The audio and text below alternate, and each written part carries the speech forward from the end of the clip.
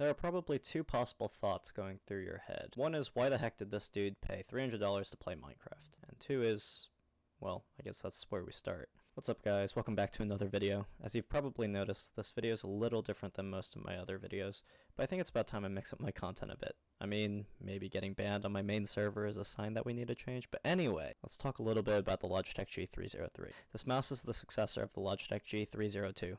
Which is essentially the same mouse, just with a worse sensor, just a single Logitech style cyan LED at the back, and some with mouse feet everywhere but the sides of the mouse, yielding bad balance.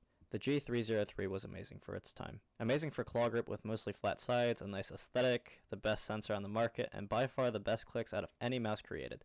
Keep in mind it is 2015 when this mouse came out, and so a lot of things have changed.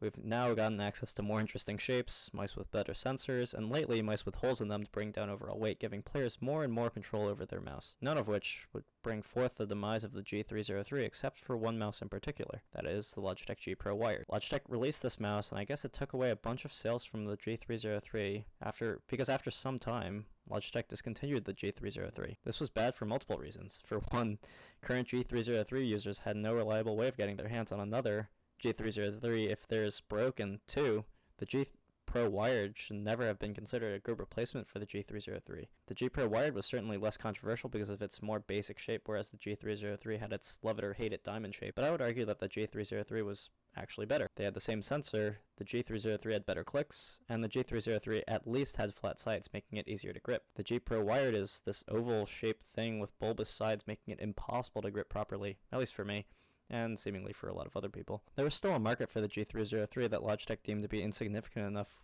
which lands us to the position we're in now. The G303 can mainly only be bought secondhand, and with absurd pricing. If you want to buy this thing brand new from Newegg or something, expect to pay upwards of $470. If you buy new from eBay, I saw price points of around $300, so save yourself $170 there. Luckily, I deal hunted and got one for $8 before it was discontinued, and I decided to give it a try today. Let's see what happens when you PvP with, in my opinion, the mouse with the best buttons of all time.